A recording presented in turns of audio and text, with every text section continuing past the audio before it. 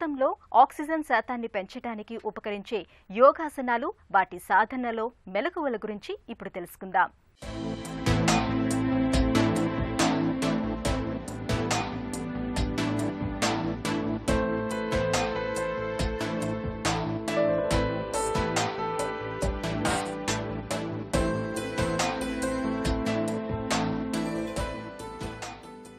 ఈరోజు మనం మన శరీరంలో ఆక్సిజన్ లెవెల్స్ ఏ విధంగా పెంచుకోవాలి, దానికి సంబంధించినటువంటి కొన్ని ప్రత్యేకమైనటువంటి ప్రాణాయామాల గురించి మనం తెలుసుకోబోతున్నాం. ఇప్పుడున్న ప్రస్తుత పరిస్థితుల్లో చాలామందిలో ఆక్సిజన్ లెవెల్స్ పడిపోవడం, ఈ కోవిడ్-19 సమస్యలతో ప్రాణాలు కోల్పోవడం, అదేవిధంగా బయట ఆక్సిజన్ దొరకట్లేదు అన్నటువంటి ఒక నెగిటివ్ భావనతో డిప్రెషన్లో పోవడం, గందరగోళానికి గురై చాలా విపరీతమైనటువంటి పరిణామాలని చోటు చేసుకోవడం అనేటటువంటిది మనం చూస్తున్నాం. యోగ శాస్త్రంలో కొన్ని ప్రాణాయామ పద్ధతుల ద్వారా తక్షణమే ఆక్సిజన్ లెవెల్స్ని ఏ విధంగా పెంచుకోవాలి అనేటటువంటి టెక్నిక్స్ ఇప్పుడు మనం నేర్చుకోబోతున్నాం. ఇందులో భాగంగా ప్రోన్ పోస్చర్లో పిల్లో టెక్నిక్ మరియు ఊపిరితిత్తులకు సంబంధించినటువంటి కొన్ని ప్రత్యేకమైనటువంటి వ్యాయామాల గురించి ఇప్పుడు మనం ఏ విధంగా చేయాలో చేసి చూద్దాం. ముందుగా సుఖాసనం మీద కానీ వజ్రాసనం మీద కానీ కూర్చోవాలి. ఏది కంఫర్టబుల్గా ఉంటే ఆ విధంగా కూర్చోవాలి. ఒక దిండు, అది మెత్తగా స్పాంజ్తో కూడినది కాకుండా కాస్త అంత గట్టిగా ఉండేటటువంటి దిండుని ముందుగా ఉంచుకోవాలి. ఈ దిండు పైన ఊపిరితిత్తులు ఉండే విధంగా శరీరాన్ని ముందుకు తీసుకొని రావాలి. రెండు చేతుల సహాయంతో ఊపిరితిత్తుల భాగాన్ని పిల్లో పైన ఉంచాలి. కాళ్ళు రెండు వెనకాతల స్ట్రైట్గా ఉంటాయి, పాదాలు జతలో ఉంటాయి. హెడ్ మరీ కిందకి కాకుండా మరీ పైకి కాకుండా ఒక మోస్తాదు మధ్యస్థ స్థాయిలో ఉంచుకోవాలి. ఈ స్థితిలో ప్రానిక్ బ్రీతింగ్ చేయాలి. అంటే దీర్ఘంగా శ్వాసను తీసుకొని దీర్ఘంగా శ్వాసను విడిచిపెడుతూ ఈ విధంగా ప్రాణాయామం చేయాలి. దీర్ఘంగా శ్వాసను తీసుకోండి, దీర్ఘంగా శ్వాసను విడిచిపెట్టండి, దీర్ఘంగా శ్వాసను తీసుకోండి, దీర్ఘంగా శ్వాసను విడిచిపెట్టండి, దీర్ఘంగా శ్వాసను తీసుకోండి, దీర్ఘంగా శ్వాసను విడిచిపెట్టండి. 1 2 3 4 5 6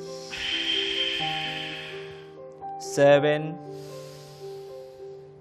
8 9 10. ఈ స్థితిలోకి వచ్చిన తర్వాత ఆపాలి. ఇప్పుడు మకరాసన స్థితికి రావాలి.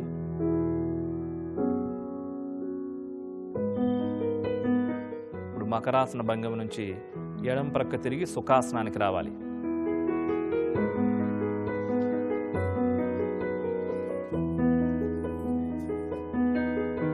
ఊపిరితిత్తుల యొక్క సామర్థ్యాన్ని పెంచడానికి చక్కటి బ్రీతింగ్ ఎక్సర్సైజ్.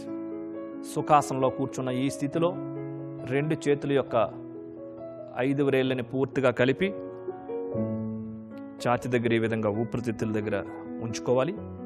ఈ స్థితి నుంచి కూడా దీర్ఘ శ్వాసను తీసుకుంటూ ఏం చేయాలంటే రెండు చేతుల్ని ఎంత వీలైతే అంత పూర్తిగా ముందు నుంచి పక్క వైపుకి వెనక పూర్తిగా చేతులు వెనక్కి తీసుకెళ్తూ హెడ్ని కూడా పూర్తిగా వెనక్కి తీసుకెళ్ళాలి. శ్వాసను విడిచిపెట్టేటప్పుడు మాత్రం నోటు ద్వారా విడిచిపెడుతూ మళ్ళీ యథాస్థానానికి చేతులు ఇప్పుడు ఏ విధంగా ఉన్నాయో అదే విధంగా తీసుకొని రావాలి. శ్వాసను దీర్ఘంగా తీసుకోవాలి, దీర్ఘంగా నోటు ద్వారా విడిచిపెట్టాలి. శ్వాసను దీర్ఘంగా తీసుకోవాలి, నోటు ద్వారా పూర్తిగా విడిచిపెట్టాలి. దీర్ఘ శ్వాసను తీసుకోవాలి. నోటు ద్వారా శ్వాసను విడిచిపెట్టాలి. పూర్తిగా దీర్ఘ శ్వాసను తీసుకోవాలి. నోటు ద్వారా పూర్తిగా శ్వాసను విడిచిపెట్టాలి. పూర్తిగా దీర్ఘ శ్వాసను తీసుకోవాలి. పూర్తిగా నోటు ద్వారా విడిచిపెట్టాలి. పూర్తిగా దీర్ఘ శ్వాసను తీసుకోవాలి. పూర్తిగా నోటు ద్వారా విడిచిపెట్టాలి. ఆపాలి. ఇప్పుడు ఇదే ప్రక్రియని ఇంకో వేరియేషన్లో చేస్తాం. 2 చేతులు 5 వేళ్ళను ఫోల్డ్ చేసి భుజాల దగ్గర ఈ విధంగా ఉంచుకోవాలి. ఇదే స్థితిలో దీర్ఘ శ్వాసను తీసుకుంటూ చేతులు పైకి వెళ్తాయి. శ్వాసని విడిచిపెట్టేటప్పుడు చేతుల్ని కిందకి తీసుకురావాలి. దీర్ఘంగా శ్వాసను తీసుకుంటూ చేతులను పైకి తీసుకుని వెళ్ళాలి. నోటు ద్వారా పూర్తిగా శ్వాసను విడిచిపెడుతూ యథాస్థానానికి తీసుకొని రావాలి. దీర్ఘంగా శ్వాసను తీసుకోవాలి. నోటు ద్వారా పూర్తిగా శ్వాసని విడవాలి. దీర్ఘంగా శ్వాసను తీసుకోవాలి. నోటు ద్వారా పూర్తిగా శ్వాసను విడవాలి. దీర్ఘంగా శ్వాసను తీసుకోవాలి. నోటు ద్వారా పూర్తిగా శ్వాసను బయటికి విడవాలి. ఆపాలి. చూసారు కదండి, ఈ ప్రోన్ పోస్చర్లో ఈ దిండు పైన ఉండి ఈ డీప్ బ్రీతింగ్ తీసుకొని విడిచిపెట్టేటటువంటిది 15 నుంచి 20 సార్లు ఒకసారి చేసిన తర్వాత మరలా కొద్దిగా సమయం గ్యాప్ ఇచ్చి ఇంకొక 2 సార్లు చేస్తే మంచి ఫలితాన్ని ఇస్తుంది. అదేవిధంగా 2 చేతుల్ని ఛాతీ దగ్గర ఉంచి పూర్తిగా శ్వాసను దీర్ఘంగా శ్వాసను తీసుకొని చేతులు 2 కూడా వెనక్కి తీసుకెళ్ళి వెనక్కి హెడ్ అండ్ రైజ్ చేసి మరలా నోటు ద్వారా శ్వాసను విడిచిపెట్టేటటువంటి ఈ ప్రక్రియ కూడా విపరీతంగా మనలో ఆక్సిజన్ లెవెల్ శాతాన్ని బాగా పెంచుతూ ఉంది. ఈ రకంగా 10 నుంచి 20 సార్లు చేయవచ్చు.